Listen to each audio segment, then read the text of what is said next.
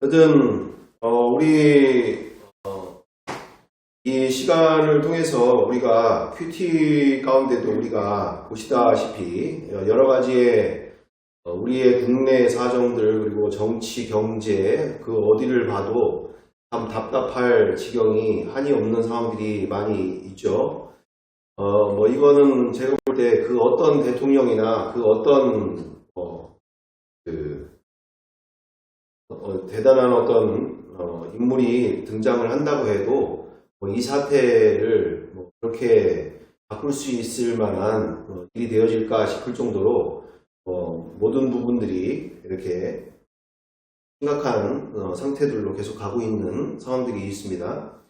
자, 이럴 때 우리가 의지할 바 우리 지난 24일 금요일 날 내지는 그 이후에도 나오게 되어지는 부분들처럼 이 히스기야 왕의 그와 같은 업적들과 그와 같은 내용들이 나오게 되어지는 본문이지 않습니까? 역대하 32장 그런 본문들 가운데 그런 정말 히스기야 왕에게 이렇게 아수르의 왕 사네립이 와서 그렇게 18만 5천의 대군을 이끌고 와서 그렇게 하나님을 비방하고 모욕하고 이런 장면들 속에서 이 히스기야 왕과 백성들이 그거에 동요하지 아니하고 히스기야 왕은 정말 간절히 하나님께 부르짖으며 이 18만 대군 앞에서 이스라엘의 이 연약함 가운데 오직 그와 같은 위대한 왕으로서 정말 자신의 능력으로 아무것도 할 수 없음을 고백하고 전능하신 주 하나님이 일해 주시기를 구할 때 주 하나님께서 어떻게 하셨습니까? 천사 하나를 보내셔서 아침에 일어났는데 어떻게? 싹다 시체가 되어져 버린 천사 하나 보내셔서 싹다 이렇게 이와 같은 시대의 이와 같은 이 하나님의 능력은 천사 하나 정도만 보내도 이미 다 마무리가 되어지는 일이 되어진다. 그래서 오히려 그렇게 비방했던 사네립 왕은 결국 본인이 그렇게 우리가 정복했던 나라들의 신들이 그 신들이 그 나라를 보호한 적이 있냐? 우리의 신만이 이와처럼 우리의 이 아수르 제국을 여기까지 인도한 이 아수르의 신만이 진짜 신 아니겠느냐? 여호와 하나님 말 같은 소리 하지 마라. 너희의 신이 너희들을 구원할 수 있을 것 같으냐? 막 이러면서 별의별 비방을 하고 모욕을 주고 그러더니 결국 선지자로서의 그 예언과 함께 끝내는 그와 같은 결말과 함께 어떻게 해요? 그 대단했던 제국의 왕이 자기 나라로 결국은 패배해서 돌아가가지고는 하루아침에 패배해서 돌아가서는 어떻게 해요?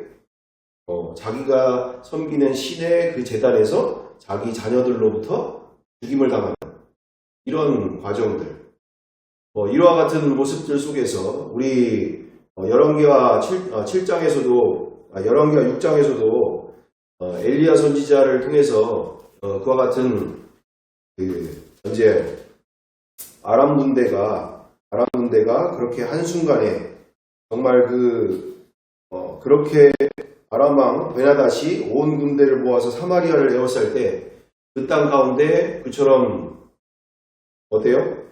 나귀머리 하나에 은 80세겔이고 비둘기똥 4분의 1 갑에 은 5세겔 정도 될 정도로 그렇게 처참한 지경이죠. 먹을 게 없는 자기 자녀를 삶아먹는 이 상황들이 벌어지고 있으니 이때 정말 왕이 그 여인의 말을 듣고서 옷을 찢으면서 붉은 베옷을 입고 엘리사의 이것처럼 하나님께 간절히 그리고 엘리사에게 그와 같은 일들을 부탁하고 기도하게 되어질 때 하나님께서 그 말씀을 들으시고 결국 천사를 보내셔서 하루아침에 그와 같은 대군들을 무찌르시게 되어지는 장면들. 그로 말미암아서 우리가 전능하신 하나님을 믿는 우리의 믿음 안에서 우리가 이 현재 상황들, 현재에 있는 일들만을 우리가 거기에 집중해서 이거 지금 내가 원하는 대로 안 되면 이거 어떻게 되어질까? 안절부절 되어지고 이 나라의 차별금지법이 통과돼서 또는 그 이후에 어떤 문제들이 드러나서 우리가 이 경제가 폭망하고 이 나라가 어떻게 되어질 것인가 이럴 때 우리는 낙동강 끝까지 밀려나갈 때 우리가 초량교회에서 그 목회자분들이 그렇게 기도하고 성도분들이 그렇게 기도해서 이 나라 가운데 인류 역사 가운데 그와 같은 일들이 과연 몇이나 있을까 싶을 인천 상륙작전뿐만 아니라 역전의 역전을 이루어지게 되어지는 다 끝났다라고 생각하는 그때에 이처럼 이 나라 벌써 지금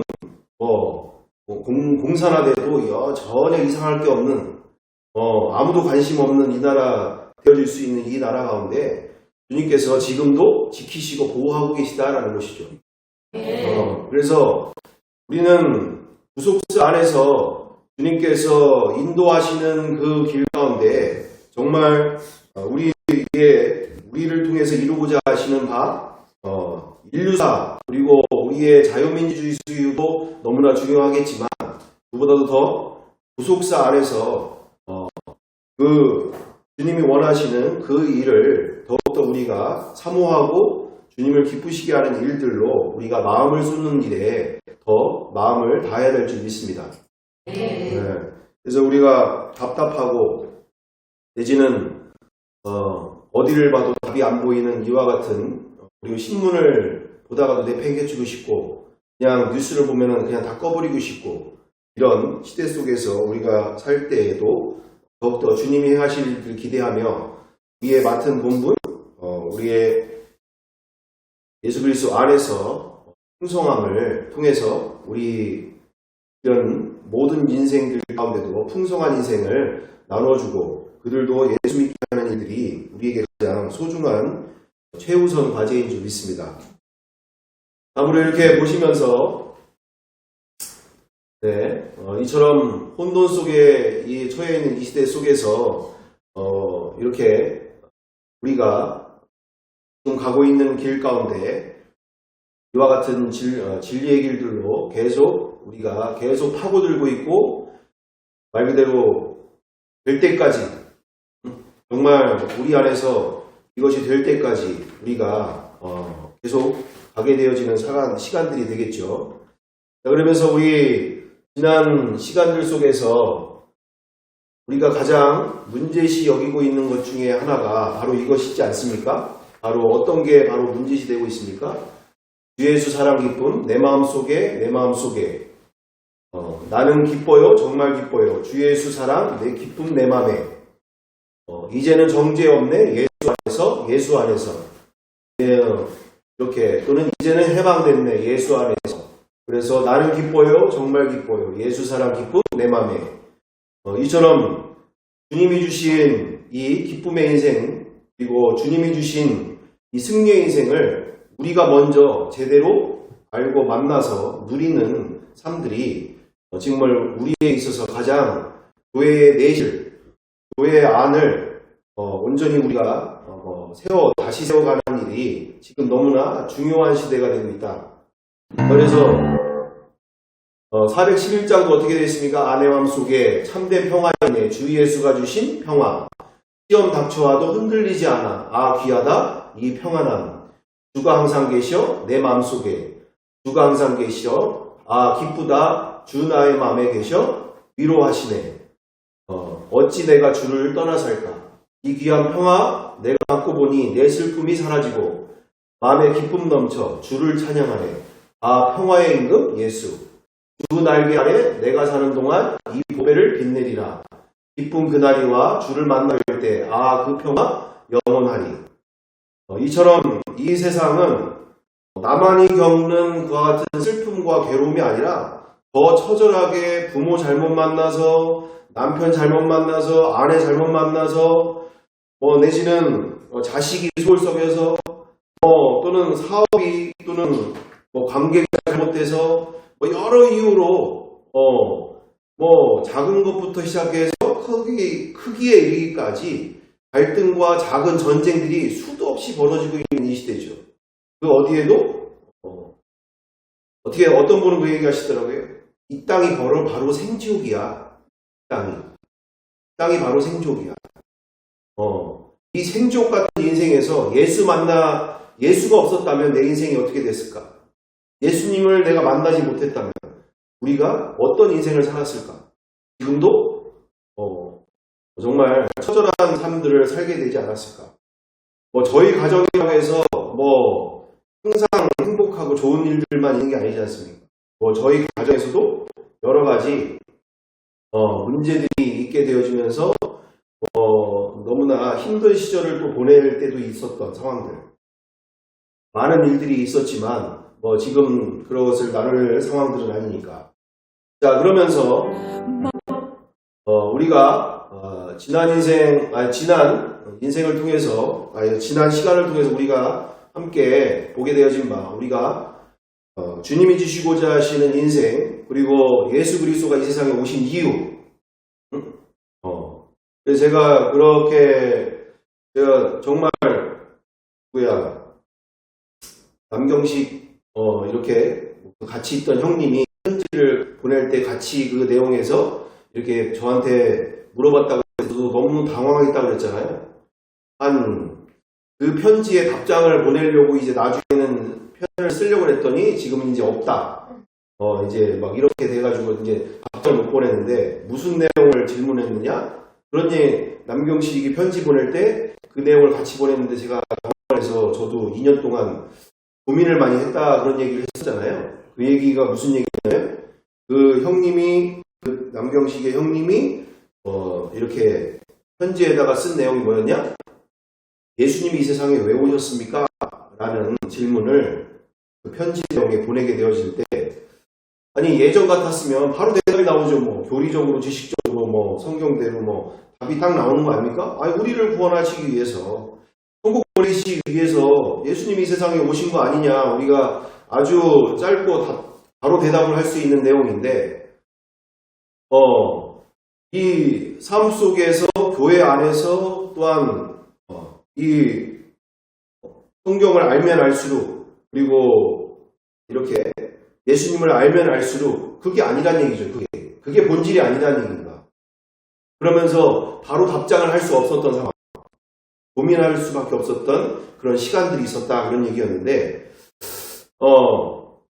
지금 보시는 것처럼 바로 우리 예수 그리스도께서 이 땅에 오신 이유, 나의 노래가 되어주시기 위해, 나의 기쁨이 되시기 위해, 정말 나에게 있어서, 그리고 우리에게 있어서 이 세상, 이 생존과 같은 이 세상 가운데서 정말 나의 노래가 되어주시고 나의 기쁨이 되어주시기 위해서 이 세상에 오신 줄 믿습니다. 찬양이 그렇게 나오고 말씀이 그렇게 나오니까 우리가 아니라고 해도 안 되는 거죠. 우리가 정말 예수님을 제대로 알고 만나는 일이 지금 그만큼 중대한 문제가 되고 있다. 여러분, 우리 같이 한번 읽어보도록 하겠습니다. 하나, 둘, 셋.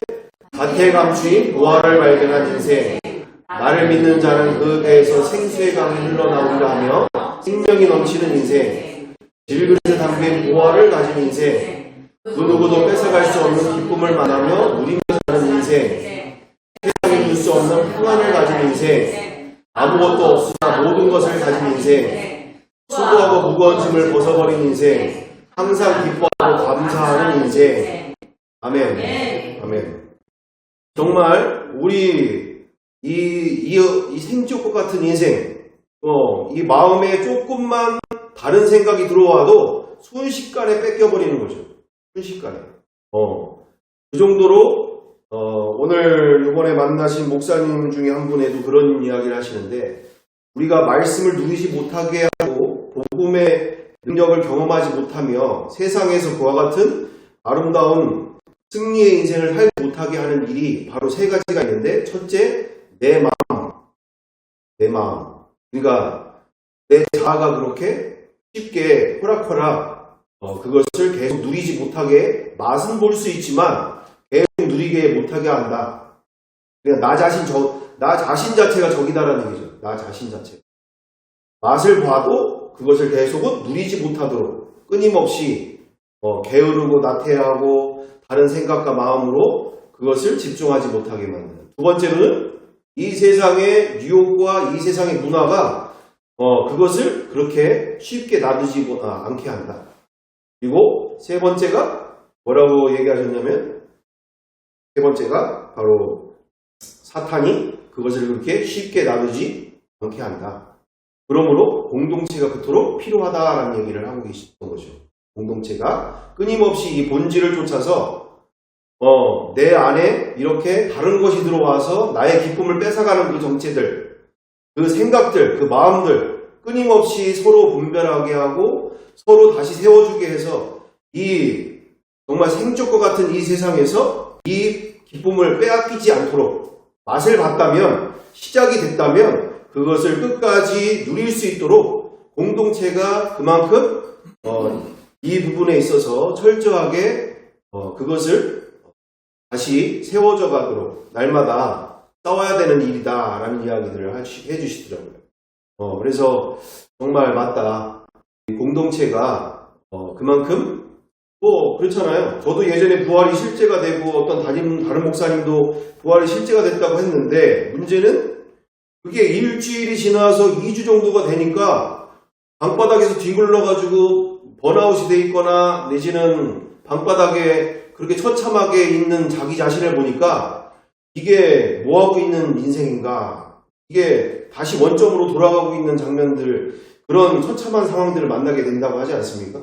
정말 끊임없이 발버둥을 치지 않으면 그냥 물을 하듯이 그냥 또 떠내려가는 거죠. 또 떠내려가요.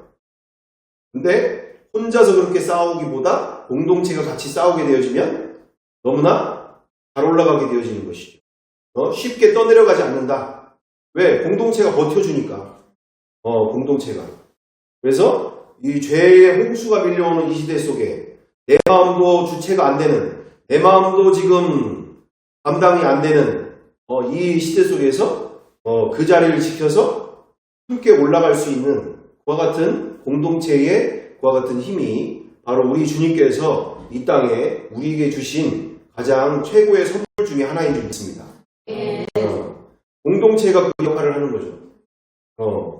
그렇게 은혜 받았다고 하고 그렇게 능력 받았다고 하는 분들이 바로 외롭고 너무나 힘겹게 살아가시는 상황들 속에서 우리는 그럼에도 불구하고 이 공동체를 통해서 우리는 다른 영혼들도 그 공동체 안에서 그와 같은 기쁨을 누리면서 승리의 인생을 살게 하실 줄 믿습니다. 그렇게 개인주의, 개인신앙으로서는 다른 영혼을 살리기가 너무 어렵다는 얘기예요. 자기 혼자도 버거우니까. 자, 다음으로 우리 안에 그래서 근데 문제는 난제가 있다라는 얘기입니다. 신앙 안에 크나큰 역설이 있습니다. 이 본문 속에서 우리가 보시다시피 이 역설이라는 말이 어떤 뜻인가? 어떤 주의나 주장에 반대되는 이론이나 말이다. 일반적으로는 모순을 야기하지 아니하나 특정한 경우에 논리적 모순을 일으키는 논증, 모순을 일으키기는 하지만 그 속에 중요한 진리가 함축되어 있는 것으로 간주한다. 무슨 말입니까? 이 신앙 안에, 이 말씀 안에, 그리고 우리의 신앙 안에 크나큰 역설이 있어요. 인간 스스로는 해결할 수 없는 크나큰 역설이 있다. 이게 무슨 말입니까? 바로 대표적인 예로 이 세상에 이런 인생이 있을 수 있냐는 얘기예요. 아무것도 없으나 모든 것을 가진 인생이며 또한 가난하지만 많은 사람을 유혹하게 하는 인생이고 또한 근심하나 항상 기뻐하고 이게 가능한 일인가요? 이 세상에 그런 인생 정상적으로 그게 불가능하지 않습니까? 수고하고 무거운 항상 마태복음 16장 24절 우리가 본문을 보게 되면 마태복음 16장 24절에 이에 예수께서 제자들에게 이르시되 누구든지 나를 따라오려거든 자기를 부인하고 자기 십자가를 지고 나를 따를 것이니라. 누구든지 제 목숨을 구원하고자 하면 잃을 것이요 누구든지 나를 위하여 제 목숨을 잃으면 찾으리라. 사람이 만일 온 천하를 얻고도 제 목숨을 잃으면 무엇이 유익하리요? 사람이 무엇을 주고 제 목숨과 바꾸겠느냐? 영원한 생명을 얻으려면 자기 목을 내놓아야 된다. 그리고 자기를 부인하며 또한 자기 십자가를 지고 나를 따라야 된다. 이런 말씀들을 하시는데 그만큼 너무너무나 무서운 또는 너무너무나 심각한 말씀들인데 성도들 중에 많은 경우들 거의 또는 많은 교회 안에서도 이 본문 말씀이 얼마나 무서운 말씀인지에 대해서 전하려고 하지 않고 자꾸 은혜를 끼치는 일에 또는 재미나고 아주 즐거운 것으로 성도들을 즐겁게 만들고 기쁘게 만드는 나름대로의 그와 같은 어떻게 하면은 어떤 쇼맨십과 같은 서비스를 제공하는 것 같은 서비스 고객들에게 서비스를 제공하는 것 같은 이런 상황들 그런 교회들도 좀 있는 상황들을 우리가 보지 않습니까? 그냥 정말 고민해야 될 일에 고민을 하지 않고 질문해야 될 일에 질문하지 않으면서 그냥 이 한 번밖에 없는 인생 가운데 나는 이미 구원받았어. 그러니 뭐 이렇게 적당하게 돈 열심히 벌어서 교회 헌금하고 교회 봉사 좀 하고 이러면 뭐 주님의 백성이고 하나님 나라 주님의 자녀고 그런 거 아니겠어? 이러면서 정작 이 주님이 원하시는 그 인생과 그 믿음이 어떤 인생과 믿음인지에 대해서 심각하게 생각해 본 적이 없이 얼마나 많은 영혼들이 쉽게 얘기하면 말 그대로 중세시대처럼 면제부를 받아서 돈으로 산 면제부처럼 천국을 가게 되어진다. 갈 수 있다라는 믿음으로 그렇게 처럼 진리 위에서 세워진 인생이 아니라 이런 비진리 속에 무서운 일이 벌어지고 있는 일들이 바로 사탄이 교회들 가운데 그처럼 말씀 위에 또는 진리 위에 세워지지 않는 신앙들로 수많은 영혼들을 지옥으로 보내는 무서운 일이 되고 있지 아니한가? 무서운 일이 되고 있지 아니한가? 자, 그래서 이처럼 그런데 문제는 어떤 게 문제입니까? 바로 마태복음 16장 24절 말씀 그대로 자기를 부인하면서 또는 자기 십자가를 지는 이 인생이 되어야 된다라고 하는데 많은 한국교회 안에 많은 수많은 목사님들이 유튜브 안에서나 그것을 전하시긴 하죠. 당신이 죽어야 됩니다. 당신이 죽어야 예수 죽음 내 죽음이 되고 예수 부활이 되고 예수 죽음 내 죽음 예수 부활 내 부활이 되는 겁니다. 고통이 없이 그분의 영광을 위해 수고함이 없이 당신이 부활 생명을 얻을 거라는 거 심각한 모순입니다. 잘못된 복음입니다. 라고 얘기를 하시긴 다 하시죠. 근데 여기서 중요한 게 뭡니까? 항상 기뻐하고 감사하게 자기를 부인하고 감사하게 자기 십자가를 진다는 얘기예요. 그건 얘기를 안 한단 말이죠. 이게 바로 뭐예요? 역설이에요, 역설. 이걸 누가 기뻐하라는 얘기죠? 자기를 부인하면서 가정의 평화를 위해, 가정의 구원을 위해서 자기를 희생한다는 것을, 내지는 학교의 복음화를 위해서 자기를 헌신하는 것, 그런 친구들을 위해서 자기 먹을 거 내주고, 자기가 레포트 대신 자기가 막 갖다가 힘든 친구들 대신 써줘가면서, 내지는 회사에서도 그렇게 자기 다른 회사 직원 그 분들 것까지 가져다가 아유 괜찮습니다. 제가 해드릴게요. 왜? 회사의 번창을 위해서 또는 그게 목적 자체가 다른 거잖아요. 내가 돈을 많이 벌고 승진을 하기 위해서가 아니라 이 가운데에 나의 이 작은 헌신과 섬김을 통해서 나의 옆에 있는 대리님이 예수 그리스도를 나를 통해서 만나기를 원하니까 대신 그가 힘들어하는 것을 가져다가 대신 그 레포트 내지는 보고서를, PPT를 대신 작성해주고, 남들이 보면 저 등신은 저거 뭐요? 아니, 자기 일이나 잘하는 건 내가 인정하겠는데 왜 다른 사람 일까지 자기가 가져다가 왜 저러는 거야? 근데 그 도움받은 사람은 너무너무 감사하는 거죠. 너무너무. 왜요? 그렇게 자기도 있는데 그렇게 애써주고 힘써주고 하는 모습 속에서 정말 그를 통해서, 그의 헌신을 통해서 이렇게 내가 다른 일들로 가정을 잘 돌볼 수가 있고, 또는 자녀들과 더 많은 시간들을 좀 보낼 수 있는, 나의 어려움을 이해해주는 이와 같은 작은 섬김들을 통해서 마음 문이 열리게 되는 거 아니겠어요? 그런 것처럼 자기를 부인하고 자기 십자가를 진다는 것이, 근데 그것도 한두 번이지 그걸 기쁘게 하란 얘기예요. 이게 깡패잖아요, 깡패.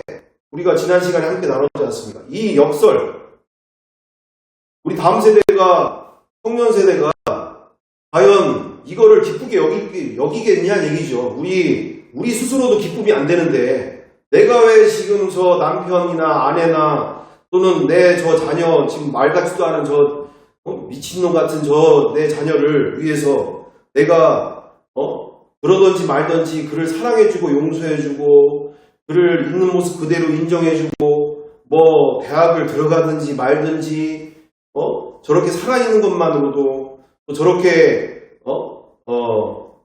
정말 나의 자녀가 내가 원하는 대로 되지 않아도 그대로 사랑해주고 용서해주며 품어주는 여러 그와 같은 모습들 속에서, 그게 부모 세대도 쉽지가 않은데, 부모 세대도 우리 다음 세대 청년 세대들이 예수 믿는 일 가운데, 많은 한국교회에서는 예수 죽음 내 죽음이 돼야 된다고 얘기는 하지만 실질적으로 그 정도의 수준이 아니에요. 기뻐하라 이거예요. 그걸 너무 기뻐서 하라는 얘기야. 기뻐서. 쉽게 얘기하면 그때 얘기하지 않았습니까? 1,000원짜리 한 장 주고서, 야 저기 마트 가가지고 과자 5봉지 하고 빵 5개 사갖고 와. 이게 깡패인 거잖아요. 내 안에 기쁨이 없는데 그걸 하래. 내 안에 사랑이 없는데 자꾸 사랑하래. 내 안에 용서할 마음이 안 생기는데 자꾸 용서하래. 이게 지금 원수를 사랑하라고 하고 이게 항상 기뻐하라고 하고, 이게 깡패잖아요. 깡패. 내 안에 없는 걸 자꾸 끄집어 내라고 하니까.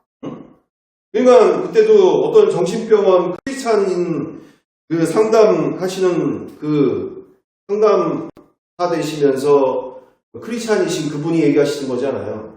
정신과에 누가 많이 오냐? 크리스찬들이 많이 오나요? 크리스찬들이. 왜? 진짜 삶은 시궁창인데 예수님이 그런 말씀 가운데 지켜 행해야 되니까, 삶은 정말 가정은 풍지박산 나 있고, 남편은 바람 피고, 남편은 막 도박 중독에 빠져 있고, 우리 저기잖아요. 그거 어디야 그 프로그램. 무슨 프로그램이지? 이혼숙녀라든가, 요즘 너무너무 많이 나오는 것처럼, 진짜 막 가정이 지금 생지옥이에요, 생지옥. 이혼숙녀, 내지는 여러 프로그램도 있잖아요. 그냥, 잘 사는 가정은 소개를 안 하고, 그냥, 풍지박산 난 가정들만 그냥 다. 그러니까요. 보니까. 시청률이 좋으니까. 안 맞아요. 그러니까 더 하는 게 애들이 자극적인 것도 좋아하는 거야. 그러니까. 행복하게 사는 거 보면 그렇구나 하고 넘기겠지. 같이 욕하는 거지. 보면서 욕하는 거지. 그러니까 이처럼 그와 같은 시대 속에서 가면 갈수록 더 그런 심각한 가정들이 많이 생기는데, 내 안에 없는 걸로 자꾸 하라니까 이게 미쳐지는 거죠. 미쳐.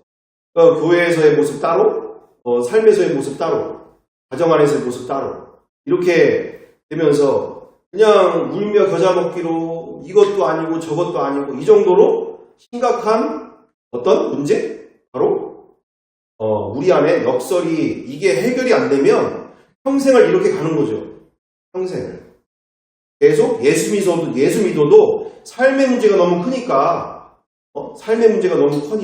이거를 이 신앙생활을 하더라도 이거 문제에 대해서 그냥 다 그렇게 사는 거지 그냥 그렇게 사는 거야 하면서 그와 같은 주님이 주시는 그와 같은 기쁨을 누리지 못하고 또한 생명이 넘치는 인생을 우리가 누리지 못하면서 우리 스스로도 그 안에서 눌려 살고 있는 상황들이 얼마나 많이 있는가. 평상시는 또 좋아요. 문제가 나타나면 문제가 되는 거예요.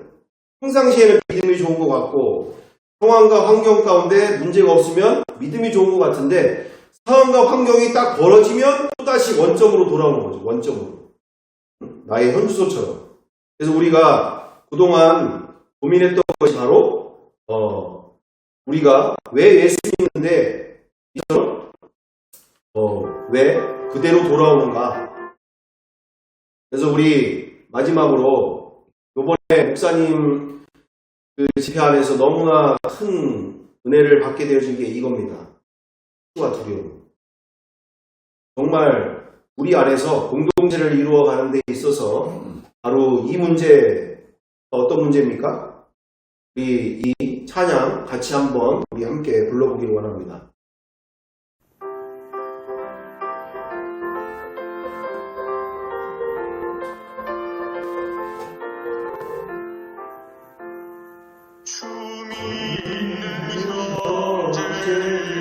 사랑의 사귐은 천국의 교제가 되니 찬송 지교라 하나님 보좌 다 기도되니 우리의 믿음 소원이 주 안에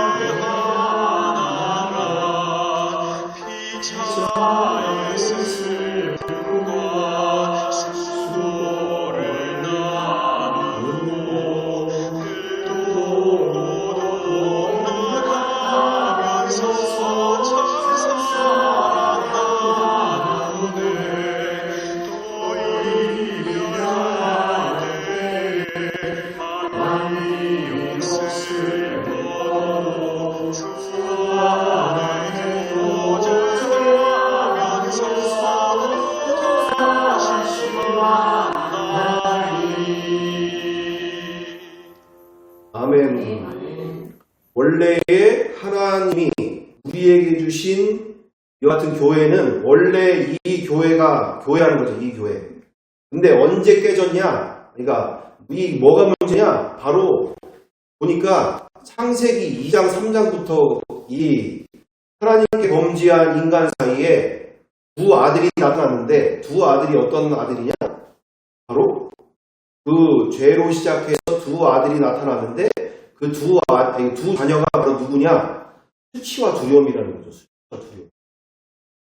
관계를 깨트리는, 하나 되지 못하게 만드는 그 두 자녀가 이 죄가 그동안 이거잖아요. 이 역설이 뭐냐? 이게 해결이 안 되고 있었잖아요. 우리의 교회들 가운데. 바로 어떤 게 해결이 안 됩니까? 주 믿는 형제들 사랑의 사귐은 천국의 교제가 되어야 되는데, 내가 갖고 있는 이 수치, 그리고 내가 가지고 있는 이 수치가 나의 이 교회 안에서 또는 구역 예배 안에서 이게 오픈이 안 되는 상황들. 왜요? 티가 될 것 같으니까. 그리고 두려움이 언제 생겼습니까? 그래서 이건 뭘까요? 무화과 나무로 가리잖아요. 자기의 수치를 가리기 시작하잖아요. 죄가 들어오면서부터. 그 다음부터 어떤 또 다음에 문제가 됩니까? 두려움이 몰려오잖아요. 전에 수치가 어디 있고 두려움이 어디 있습니까? 하나님을 향해서 두려움과 수치가 없던 인생에서 죄가 들어오니까 자기의 수치가 들어오고 자기의 두려움이 들어오는 거죠. 하나님을 두려워하게 되고 이처럼 하나님 없는 곳을 찾아다니게 되고 이게 이 원래 초대교회 안에 있었던 것이 이처럼 사랑의 교제가 있었고 그 안에 천국의 교제가 있었는데 내가 이것을 이야기하는 것 자체가 내가 수치스럽다. 그리고 나중에 이것이 돌아다니면서 나의 가정에 이런 말이 돌까봐 아예 두려워서 얘기를 안 하게 되어집니다. 그러니까 신앙생활을 해도 안에 교제가 없고 진정한 거짓 자아로 만나게 되는 거죠. 거짓 자아. 어떤 자기 진짜 모습이라고 생각하는데 자기의 거짓된 자아가 그냥 와서 있는 거예요. 자기의 거짓된 자아가. 그러니까 진짜 자아는 어디 갔는지 없고 거짓된 자아로서 그냥 만나다가 예배만 드리다가 헤어지는 사람들. 바로 두 번째도 그런 것처럼 하나님 보좌 앞에 다 기도 드리니 우리의 믿음 소망이 주 안에 하나라. 피차의 슬픔과 수고를 나누고 늘 동고동락하면서 참 사랑 나누네. 이 서로의 슬픔과 수고를 나누라고 주신 이 공동체가 제 기능을 못한다는 얘기예요. 제 기능을. 왜? 나의 수치와 두려움이 있어서. 내가 이렇게 오픈했을 때 이와 같처럼 두려움이 엄습하니까. 진짜 우리가 이 죄 앞에서 이 죄가 두 자녀를 가지게 되어진 이 상황들 속에서 이렇게 우리가 거짓된 또는 주님께서는 이런 솔직한 거짓 없는 것을 기뻐하신 일인데 우리가 이유처럼 이와 같은 수치와 두려움 속에서 이 신앙생활을 오래 해도 진정한 참된 교제와 그 안에서 천국을 누리지 못하고 그 안에서 수고와 슬픔 가운데 서로의 문제를 나누고 문제가 해결되어지는 역사를 경험하지 못한 채 이렇게 세월은 많이 흘러가지만 성령님이 역사하시는 바가 누려지지가 않는 상황들이 벌어지고 있다는 얘기죠. 우리의 모습만이 아니라 거의 모든 한국교회 안에 일어나고 있는 일들 속에서 우리가 우리의 수치와 두려움이 우리가 하나 되어지는 것을 막고 있다는 것. 그래서 우리가 정말로 내가 이와 같은 이야기를 할 때 충분히 받아줄 수 있는 분이 된다면 복음 안에서 그냥 아무한테나 그렇게 얘기할 수 있는 게 아니지 않습니까? 복음 안에서 내가 나의 이 수치와 나의 이 문제를 드러내서 함께 그것을 아파하고 또한 그것을 위해 기도해 줄 수 있는 그와 같은 공동체가 되어짐을 통해서 우리가 정말 이 찬양도 부르고 말씀도 그렇게 나오고 복음 안에서 우리에게 주신 이 놀라운 공동체 안에 그 능력을 더욱더 우리가 만나고 누리는 우리의 인생들이 더욱더 벌어지기를 우리가 주님께서 인도해 가시는 이 귀한 시간들 속에서 더욱더 사모하면서 그런 공동체가 되기를 그리고 그와 같은 우리를 통해서 많은 아름다운 열매가 맺혀지기를 사모하면서 앞으로의 일주일과 그리고 앞으로의 인생들 더욱더 누리시는 복음 안에서 누리시는 복음의 능력을 누리시는 귀한 인생들 되시기를 간절히 바로 원합니다. 함께 기도드리겠습니다. 사랑과 은혜가 풍성하신 아버지 하나님, 정말 우리 가운데 우리 안에 너무나 많은 문제들이 산재되어 있음을 보게 되어집니다. 우리 안에 정말 복음 앞에 정면 충돌하는 역사 일어나게 도와 주시옵소서. 정말 이렇게 복음을 이렇게도 피하고 저렇게도 피하고 복음을 제대로 만나지 않으려고 복음 앞에 제대로 비춤을 받지 않으려고 했던 모든 시간들 속에서 정확하게 우리를 살리고 우리의 자녀들과 그리고 우리를 통해서 많은 영혼들이 구원을 받기까지 정말 우리가 복음에 정면적으로 충돌하게 하시고 복음을 정면적으로 만날 수 있도록 인도하여 주시사 정말 우리 안의 문제들, 우리 안의 슬픔과 괴로움들이 우리의 공동체 안에서 정말 온전히 드러나게 하여 주시고 정말 이를 통해서 성령께서 우리를 통하여 역사하시는 바를 경험하게 하시고 우리의 공동체 안에서 그 놀라움을 성령님이 행하심임을 간증할 수 있는 역사들 넘치도록 역사하여 주시옵소서.